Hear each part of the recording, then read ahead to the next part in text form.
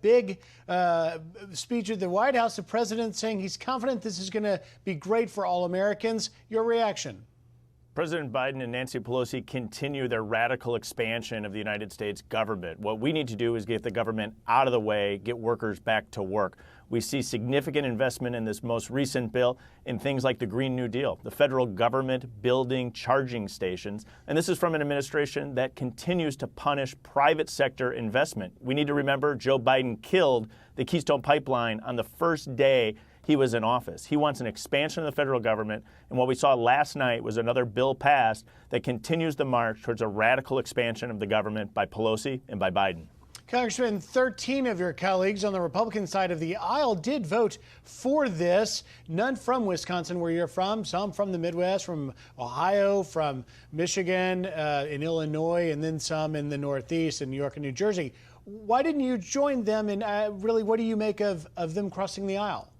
I was disappointed to see this bill pass, disappointed that there was some that crossed the aisle in this direction. I think this is a significant expansion of the federal government. Now we need to double down and focus on the social spending bill that's coming before us. Republicans need to hold firm against the next move by Pelosi and Biden as they work to dramatically increase the size, scale, and scope of the federal government. Let me play the devil's advocate a bit, Congressman, because isn't $110 billion for roads and bridges an investment that benefits Wisconsinites? Isn't appropriate to invest in our aging infrastructure, but what we need to do is be targeted. There were billions of dollars in this bill for Green New Deal ideas. The federal government should not be involved in building electric charging stations. Why were gas stations built where they were? Private sector investment. This administration continues to punish the private sector and private sector investment, just like they killed the Keystone Pipeline. We need to be working to get the federal government out of the way and allow the American worker to get back to work. I want to specifically direct your attention to something that President Biden said just a little while ago, and that is he says this bill will help make us more competitive with China. How do you see it? It is important to invest in our roads and bridges, but again, this bill goes on a big government spending spree.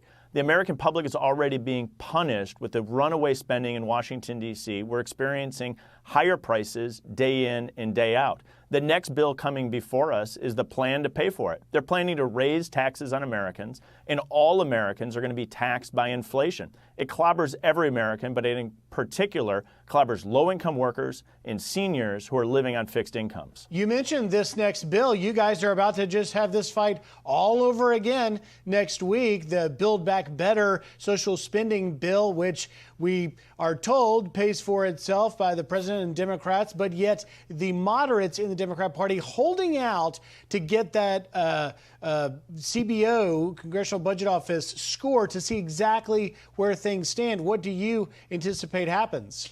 Speaker Pelosi and President Biden created the lie that this bill costs $0. We're finally going to get to know the actual number. It's going to be trillions and trillions of dollars of new government spending. And they're coming after the American public to pay the taxes to pay for it. Everyone is going to foot the bill for this bill when we see the impact of rising prices. You already see that when you go to fill up your car at the gas station, when you go pick up groceries, and pretty soon when Americans go Christmas shopping, every American is going to be left footing the bill of this radical expansion of the government by Pelosi and Biden. And Congressman, I just have about 25 seconds left, but what impact do you see the elections in Virginia having on this past week?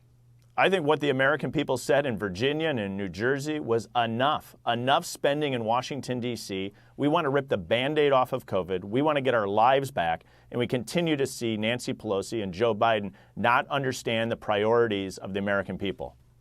Wisconsin Congressman Bryan Steil, thank you for taking time. Have a great rest of your Saturday. We will talk to you again when we get to the next bill. Thank you.